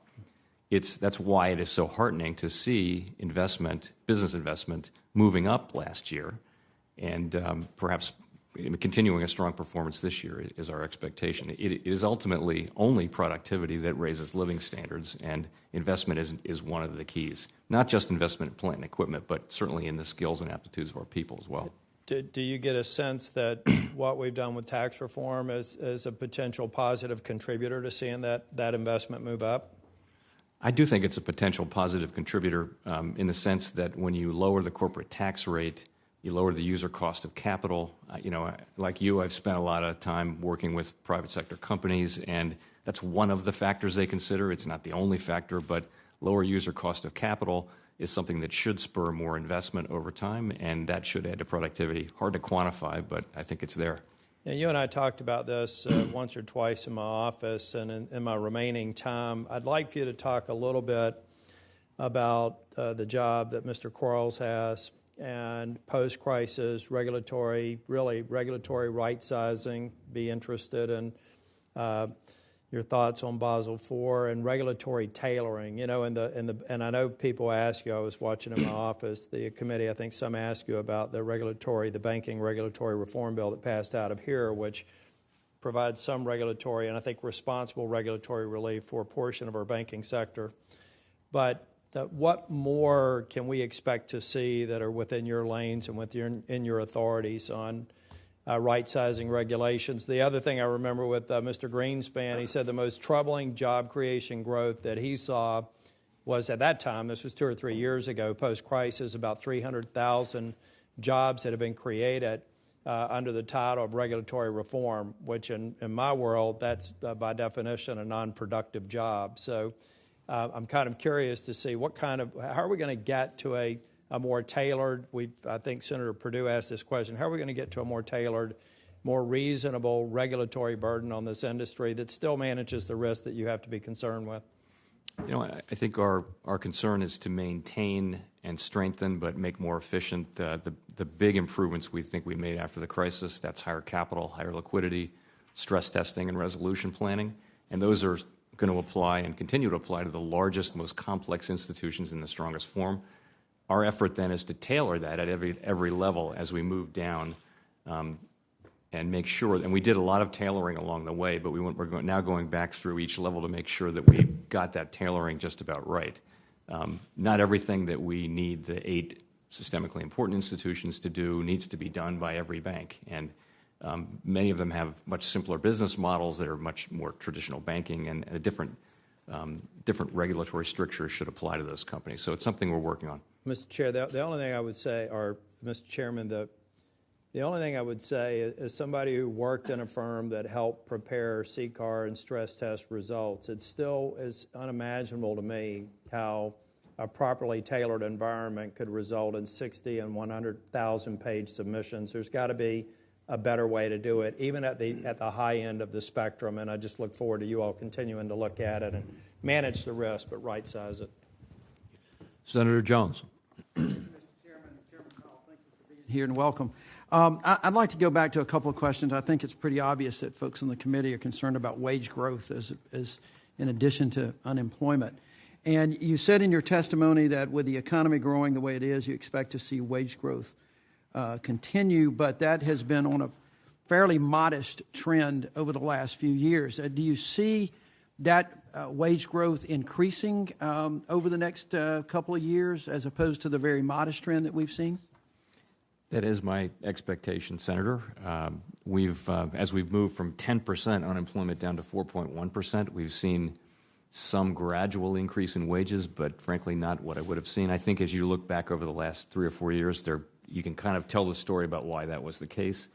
Now we're at 4.1% unemployment. Labor force participation is higher relative to trend than it was, and I guess I would have expected to see higher wages now, and I do continue to expect them to rise as the labor market continues to tighten. Well, assuming the economy continues to grow as you expected, what are there factors that we need to be on the lookout for that could prevent that, the wage growth that you would anticipate, as opposed to the very kind of not flat but very, very modest wage growth? Is there factors that we need to be concerned about or looking about in the future?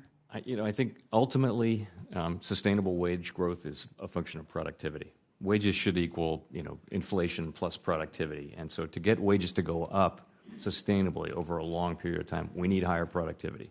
That's a function of investment in people, investment in plant and equipment, R&D, all those things that drive us to be more productive. That's really the only way to have sustainable wage growth is that. Okay, well, that kind of leads me to another area, and I don't want to misrepresent your testimony the other day, so if I characterize something wrong, you just please tell me. It won't be the first time I've been told I'm wrong about things.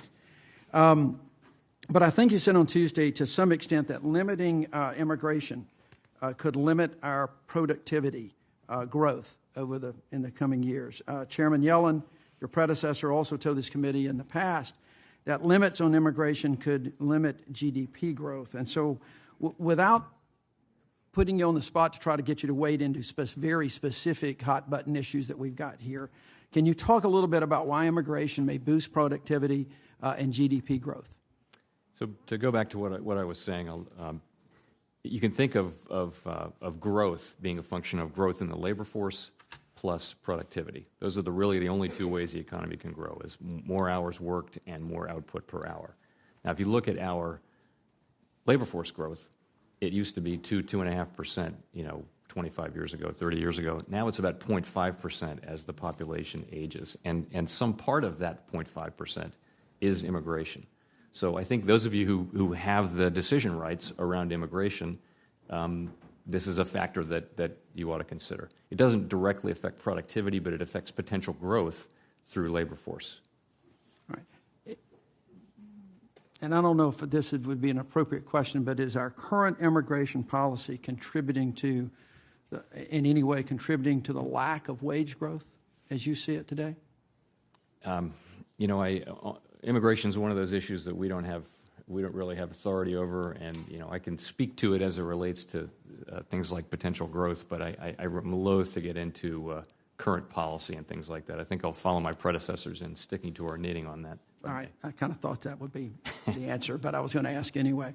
Going back to wage growth, what can we do to, as wage growth continues, to try to decrease the disparities that women have in the labor force, that the minority population, whether they be Hispanic or the African American population, have in the labor force? So any kind of discrimination in our society and our labor force is, of course, unacceptable and not something that we can tolerate. Having said that, we don't have the tools, broadly speaking, to address those things. The tools we do have, though, are the biggest thing we can do is to take seriously our statutory mandate of maximum employment. As you can see, when we go into recession, it is the most vulnerable populations whose unemployment rates go up the fastest and the highest, and you can see that they come down the most in the recovery. They don't tend to not get down as low as people with college degrees and things like that. But at the same time, that is really how we can contribute. All right. Lastly, there was comments made in your testimony over on the House side concerning the appropriations process and potentially having Congress appropriate your budgets for non-supervisory type activities of the Fed. I'd like your quick opinion on that. And how a potential government shutdown might affect that should you have that appropriations. I've been fairly critical of the way that the budgetary process here has been taking place. And so we've had a couple of shutdowns in the last couple of weeks. How would that have affected your ability to supervise? You know, legislatures all around the world, governments all around the world have seen fit to give central banks an independent source of funding. And I would say that that's a wise decision. The things that we do may not always be politically popular, and I think it's wise to give us just a little bit of degree of separation. Of course, we're transparent. Of course, we're accountable. And it's not just for monetary policy. Here in the United States, all three of the bank regulatory agencies have an independent source of funding. This is a decision for Congress that Congress has made for the last 40 years. It has not stopped Congress from providing, appropriate oversight of our activities and regulations. So I would just say that I don't see what problem we're solving here. It seems to be working. If it's not broke, don't fix it. Correct? Thank you, Mr. Chairman. Appreciate that. Thank you. And before I turn to Senator Moran, I would note to our members we have a series of 3 votes being started in about 5 or 6 minutes. And we have 4 speakers left here. If you are all very concise and stick to your 5 minutes, I think we can probably wrap this up at the tail end of the first vote and go over. So please pay attention to the clock for us. We won't be able to go over and come back because of the 3 votes. Senator Moran. I'm glad I'm next, Mr. Chairman. 5 minutes. Mr. Chairman, thank you. Thank you very much for joining us today. You're new at your job. I would tell you that listening to you in previous settings and today, you are reassuring, seemingly competent, perhaps exactly the right thing we need at the Federal Reserve in today's economic and political world. So thank you very much for your service to the country. I hope I don't have to change my comments about you in the future. So we look forward to working with you. Let me go through 3 things. A Treasury report recently indicated that the current exposure method, CEM, may not appropriately measure the economic exposure of a listed options contract, and that a risk-adjusted approach for valuing options for purposes of capital rules, such as weighing the options by their delta, might be in order. I think this issue needs a quicker fix, and perhaps there's a long-term fix, but are you in a position to make the changes that you, at least at times, have said is important to make? Yes, we are. We are, Senator. I think we're in the middle of a changeover from CEM to SACCR, which is the other way to do it, and we're also looking at the calibration of the enhanced leverage ratio. Both of those things should help. What kind of time frame do you believe you're on? I'd be loath to give you an exact date. Well, why don't we come back to your office on that? But this is an active thing, I think, fairly soon. Very good. I would welcome the follow-through. Tomorrow I will meet with Esther George at the Kansas City Fed and look forward to that conversation. Part of what I will talk to her about is agriculture and particularly the rural economies of our region. Let me highlight for you something that I think is important for you in your regulatory role to remember. Farmers and ranchers often come to me and ask about the safety net that comes from a farm bill. Farm policies designed to help farmers and ranchers in difficult times, generally difficult economic times. We're experiencing those times now. The challenge is significant for someone trying to earn a living in agriculture. But there's a safety net that I think is often forgotten, and that is the relationship between the lender in their community, a relationship banker or financial institution, and that family farmer. And I just want to highlight once again the importance that we don't get to the circumstance in which the examiners, the regulations prohibit bankers from making decisions about lending or access to credit by agriculture based upon some very restrained, restrictive method. Let the issue of character, relationship, history between what's often a family-owned bank and a family farm continue. That is one of the most important safety nets in difficult times, is the relationship between our lenders and our bankers. And where I see the threat of that diminishing or being eliminated is through the regulatory process in which a bank is written up for making a decision that they feel comfortable with, but a regulator may not. Any response to that? I'll just take that very much to heart, Senator. Thank you very much. And then finally, let me ask a question about education. If we're looking for economic growth, it seems that a highly motivated, trained, and educated workforce is a significant component of that. Do you have in your understandings of the circumstance that we face in the employment market where we should be focusing our support for education, or where we should be emphasizing for students and adults? Those two things are not different. For those who need an education and additional training, where we ought to be focusing our resources to meet the economy's needs for that highly motivated, educated, and trained workforce? You know, I'm probably not the right person to get down into the details of exactly where to focus. I will just say, though, that my view is that in the long run, the only way we can sort of win in the international competition is by having the best educated, most productive workforce in the world. There's really no way to hide from that requirement, and that's education. It's also training. It's not just college education. It's also, apprenticeship programs and that kind of thing, which are also can be very successful. Tax rates are an important component in making business decisions, but the workforce, meeting workforce requirements is there as well. That true? Yes. Thank you. Mr. Chairman, thank you. Thank you. Senator Warner. Thank you, Mr. Chairman. Let the record show your timeliness of starting meetings meant that me being 6 minutes late really was. I noted that and felt bad for you. Quite a challenge, but I think it was. I wanted to stay because I want to ask the chairman two very important questions. Let me preface this by saying, in my first year here, one of the most important pieces of legislation I've ever worked on was the Dodd-Frank legislation. I think Dodd-Frank, for all its challenges, has made our system remarkably stronger. But we are 8 years later, and there are a broad bipartisan group of us who are going to debate on the floor next week legislation that would make some modifications. In this legislation, 2155, we have not changed the requirements that the Fed perform annual Dodd-Frank stress tests on banks above $250 billion. I think that's terribly important to maintain.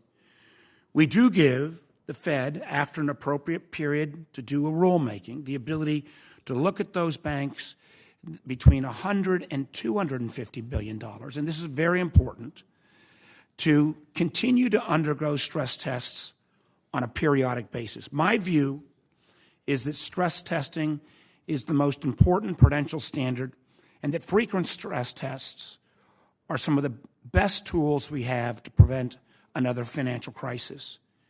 Can you give us your views on stress testing, including how rigorous they should remain and how frequent they should remain on banks between $100 and $250 billion in assets if this legislation passes? I'd be glad to. So let me just echo what you said. We do believe that supervisory stress testing is probably the most successful regulatory innovation of the post-crisis era. We're strong believers in this tool, including for institutions of 100 to 250 billion. So it would be our intent, if this bill is enacted, to continue that these institutions would continue to have meaningful, strong, regular, periodic stress tests, frequent stress tests. And again, we see it as a very important tool for these institutions. I hope again, folks will be listening to this. We are not touching anything on the largest institutions on terms of the annual stress test on folks above 250.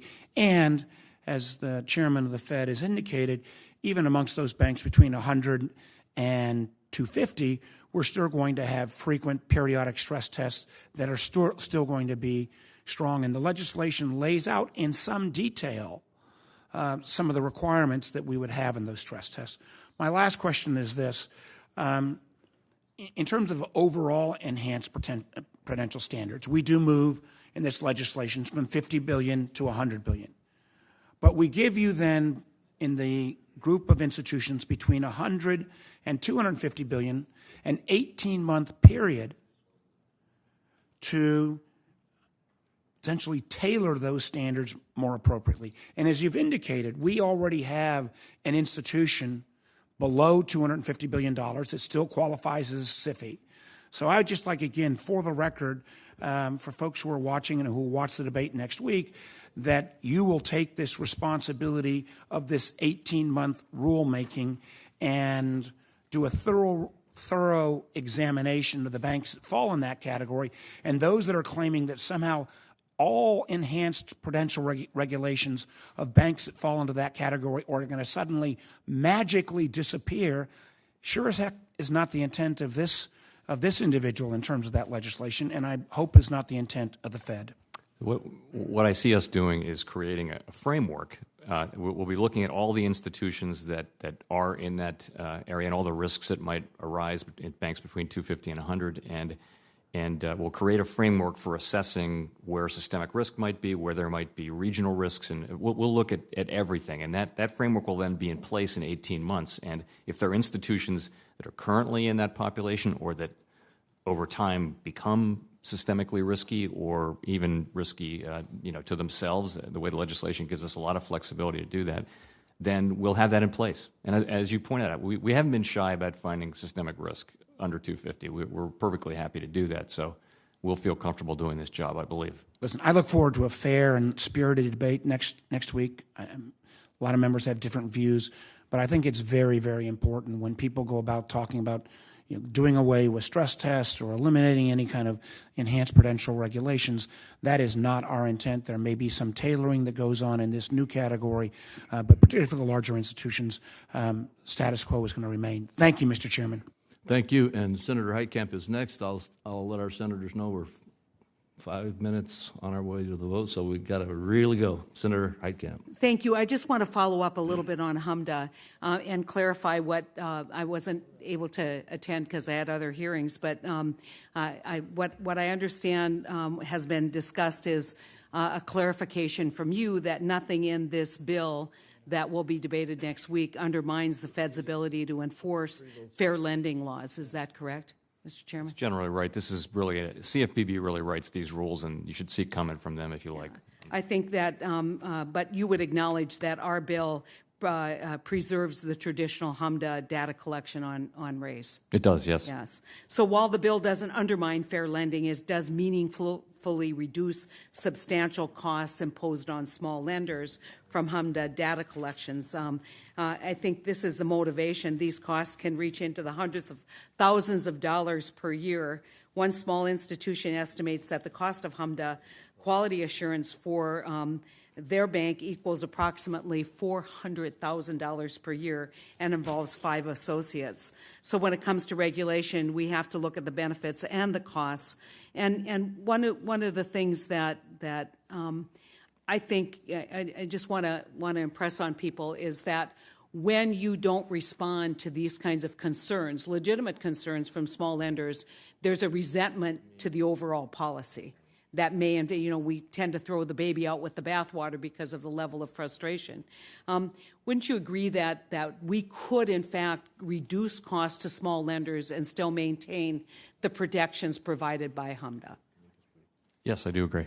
Yeah. So when we're looking at going forward, I think it's important that we have a very spirited debate about this, but I think it also is very important that we put it in perspective and that we not exaggerate the results here or the purpose of this bill. And so, Chairman Powell, just one question, and I know you've been answering a lot of questions about the economy writ large, but wanted to just get your sense of economic growth. And as we look at, again, big surprise, I'm going to ask a question about trade.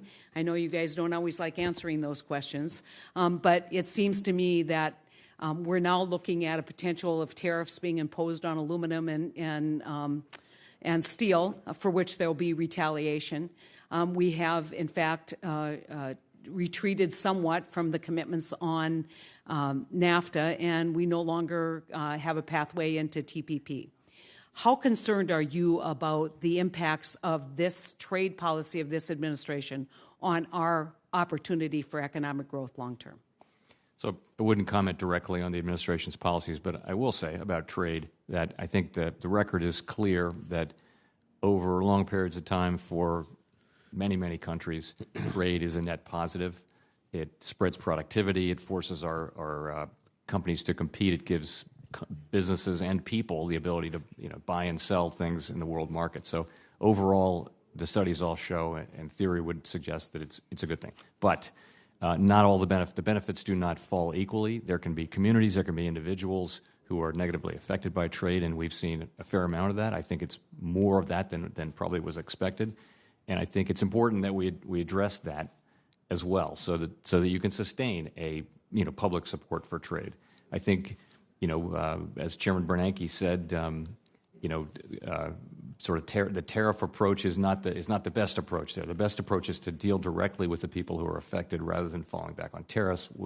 But again, these are not measures that are consigned to us. They're really for you and for the administration. But I think that these are measures that are going to have an effect on the kind of economic analysis that you do that's going to lead to monetary policy.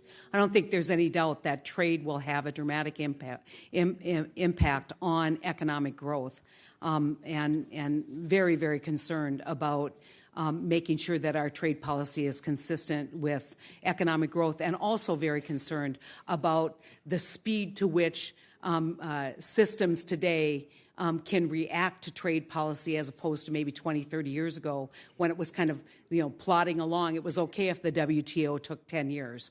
Today, I don't think that's true, and I don't think it's true that it's okay that it takes 10 years to get back into TPP. I think things will move a lot quicker, and it's going to have a dramatic effect on our ability to be competitive in this country and to encourage investment and growth. Thank you, Mr. Chairman. Thank you, Senator Reed. Well, thank you very much, Mr. Chairman. Thank you, Mr. Chairman, for being here today. And one of the things that we've noticed over the last many years is the decline in workforce participation of prime-age men. In fact, the Kansas City Fed has done a lot of good analytical work on this. One reason is automation. Those are particularly the types of jobs, it seems, that are easily replaced by some type of technology, machines and computers, et cetera. As we go forward, I would assume that trend will continue, and it raises the question of how is the Fed planning to forecast these effects of automation with your mandate for full employment? We could find ourselves technically at full employment, but with millions of Americans who are out of luck and out of jobs, and technically not in the workforce. How are you going to deal with that?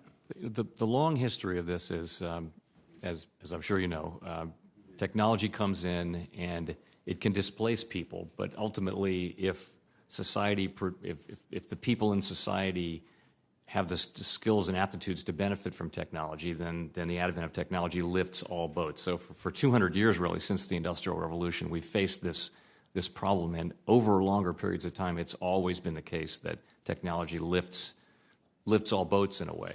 Now, I don't think there's any law of nature that says that has to continue, and the reason, so the part of it that we control is the skills and aptitude of our labor force.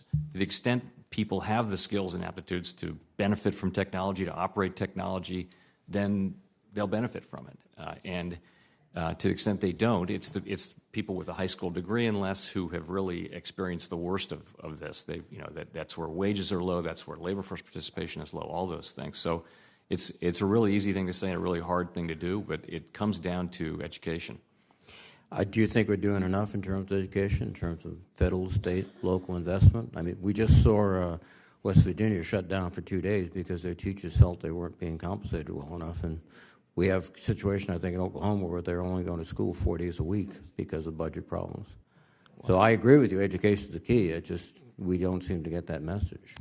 There's nothing in the productivity data or any other economic data that suggests we are handling this problem well. Thanks. All around the world, others are catching up and passing. And exceeding us. Yeah. Yeah. One other point, and this is one of a sort of passionate issue with me, that's the Military Lending Act. The Federal Reserve has a responsibility among many agencies to enforce it. Department of Defense promulgated regulations in 2015, which I think are tougher. Essentially, it says you can't charge someone in uniform over 36% interest. That seems to me a pretty fair rule. And having just come back from Somalia and being with Special Forces people and their families back home, I think this has to be enforced aggressively. Can you tell me what you're doing to make sure that your responsibilities under this rule are vigorous and proactive? And Well, relentless? we share your view about the importance and value of enforcing this, I assure you. And this is one where, as I think we've discussed, this is a very important regulation, and it will get aggressive enforcement from us. And you'll get the message out to your regulated entities that this is really the top of your list. Yes, we will. Thank you, sir. Thank you. Senator Van Hollen. Thank you, Mr. Chairman, and welcome, Mr. Chairman. Good to have you here, the Banking Committee, in your official capacity. And I know there's been some discussion about stock buybacks. Stock buybacks are primarily a way for corporations to increase the share price. Isn't that right? Yes. It works in that way, yes. It's a way for companies to distribute cash to shareholders as well. Exactly. So I do think it's worth pointing out that since the tax bill was passed, which was in large part advertised as a way to dramatically increase wages of workers. In fact, the predictions were $4,000 a year pay increases. We've seen the overwhelming amount of the money that's gone to corporations used for stock buybacks. In fact, $200 billion of stock buybacks just in the first 2 months of this year alone, including $20 billion stock buyback from Wells Fargo, a major financial institution that we've had a lot of discussion about in this committee, primarily because of violation of consumer protection issues. I do think it's also worth pointing out that over 35% of the stock owned is actually owned by foreigners and foreign entities, which is why the Prime Minister of Norway, when she visited a short time ago, thanked President Trump for the tax bill because it dramatically boosted the stock value of the Norwegian government and its holdings. But it means money not going into the economy, generally speaking, direct investment by those corporations. I wanted to ask you about the issue of cybersecurity and the impact of cyber attacks on our overall economy. We've seen big banks that have been victims of cyber attacks like J.P. Morgan. I believe the Fed in the past has been the victim of some cyber intrusions. And the Council for Economic Advisors just put out a report indicating that malicious cyber activity cost the economy between $57 billion and $109 billion in 2016, a big number. And the chairman of the committee has spent a lot of time focusing on this issue, and we had a hearing specifically on the Equifax breach.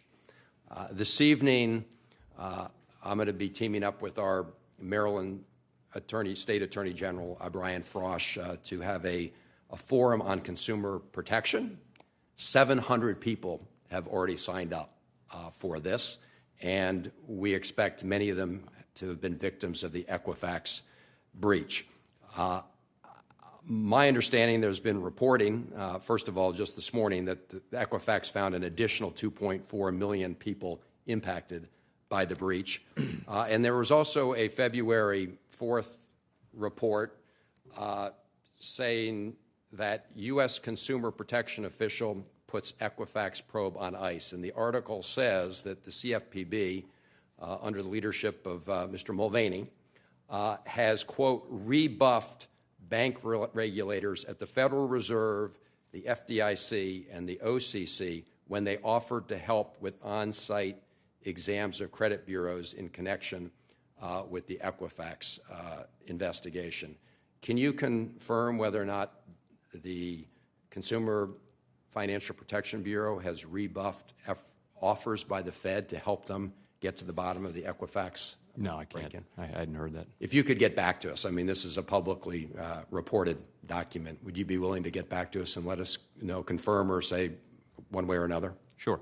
I appreciate that very much. In terms of the impact on banks, you have the direct impact.